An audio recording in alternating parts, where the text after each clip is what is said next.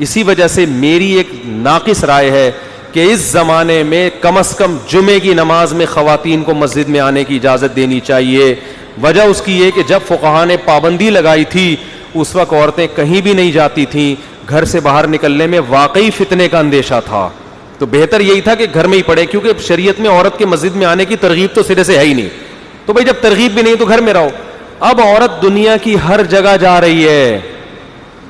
اب اگر آپ نے جمعے کا اس لیے کہہ رہا ہوں کہ اس میں بیان بھی ہوتا ہے, اب اگر آپ پابندی لگاؤ گے نا بیان کے, جمعے کی نماز کے بہانے بہت سی عورتیں بیان سننے آ جائیں گی. صرف بیان دیکھو یہاں ابھی کتنا مجمع ہے اور جمعے کو 10 گنا زیادہ ہوتا ہے کیونکہ نماز ہے, تو جمعے کی نماز میں ایک اٹریکشن ہے. تو اس لیے میری رائے یہ کہ بھائی اب عورت کو جمعے کے دن مسجد میں آنے دینا چاہیے, کیونکہ اصل حکم تو یہی ہے نا اسلام کا, وہ تو ایک وقتی پابندی تھی.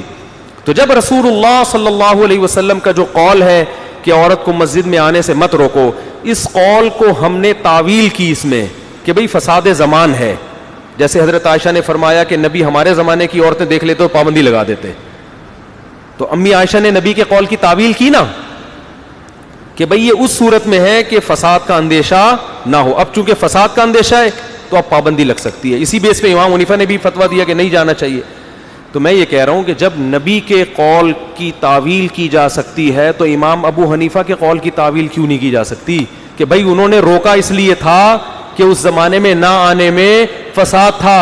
اب ہم نہ آنے میں آنے میں فساد تھا, اب ہم دیکھیں گے کہ آنے میں فساد ہے یا نہ آنے میں. آپ کہہ سکتے ہیں جب اس زمانے میں آنے میں فساد تھا تو اب کیوں نہیں ہے. میں کہتا ہوں اب یقیناً ہے, لیکن اب نہ آنے میں دوسری نوعیت کا فساد اور زیادہ ہے.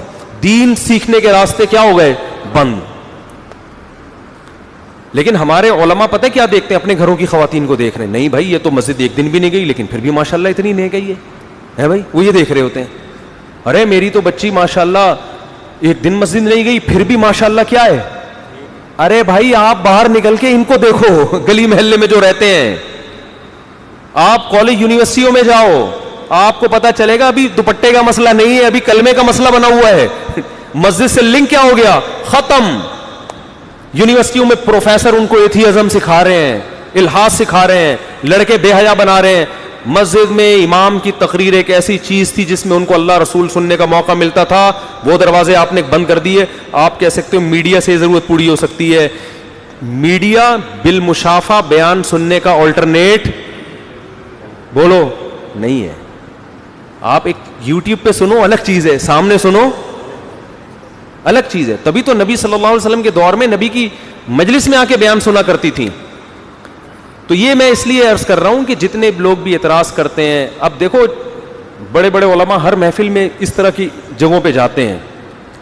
بعض علماء جاتے ہیں, حکومت نے بلایا ہے, وہاں کچھ منکرات بھی ہوتے ہیں, وہ برداشت کرتے ہیں. یار بڑے ہدف کے لیے چھوٹی چیزوں کو کیا کیا جائے گا, اوائڈ کیا جائے, برداشت کیا جائے, کوئی بات نہیں, نظر انداز کرو.